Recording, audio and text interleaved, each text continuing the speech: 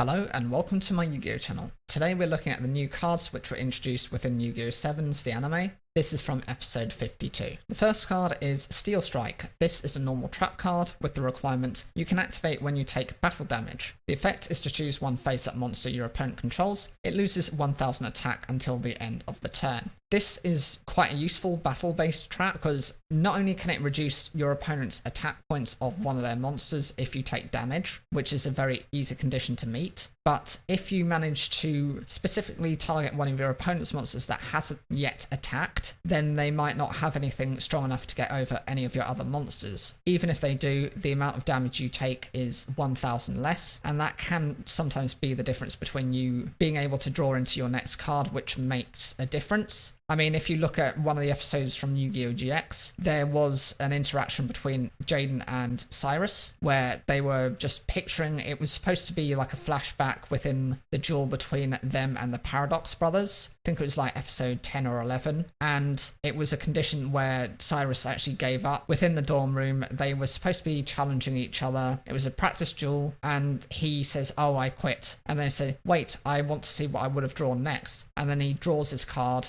and he looked at it and thought, "Oh, this would have actually made all the difference." And then they laugh between each other because they think, "Oh, well, it doesn't matter now, you've just quit." Absolute Magic Proof Spear is a normal trap card with the requirement when a monster your opponent controls declares an attack on attack position monster, must be a level 7 or 8 you control. You can activate by shuffling 3 monsters from your graveyard into the deck. The effect is during this turn, the attacked monster cannot be destroyed by battle. This is quite useful for level 7 and 8 monsters because you've put some investment into summoning them, you've had to tribute summon them, or you needed to meet a certain condition in order to special summon them. So actually just reshuffling 3 of your cards that have to be monsters back into the deck. 2 of them you've probably already gotten rid of just to sacrifice to tribute summon the monster to begin with. Not a difficult ability or requirement to have. And then you just get the protection from battle destruction for the turn. Yes, it only works for the turn, but that might make the difference between you drawing into something else that you need. Much like the other example, it's very much about just preserving yourself into drawing into something better. And the final card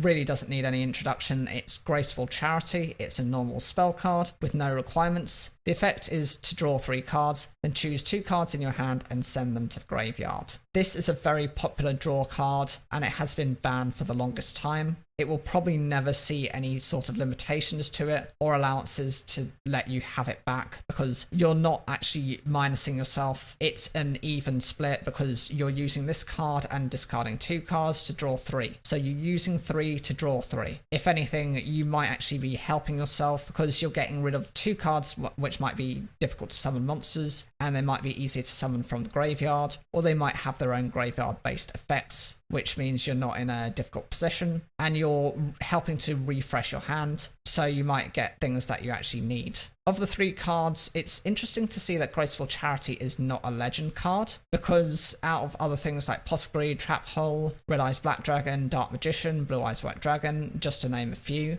all of those have had the legend status attached to them. That means you can only run one of those cards and only specifically one legend card per deck. If this had been, maybe I could see the argument of actually keeping this, and I'm sure it will get its official release at some point, but I'm sure there'll be rulings against its use because it will just become the meta draw card, even above that of Greed. What do you guys think? Do you agree with that? Do you think actually Graceful Charity should have been a legend card? Or do you think it's just fine as it is? Leave those comments down below, like the video if you enjoyed it, and don't forget to subscribe for more daily Yu-Gi-Oh content.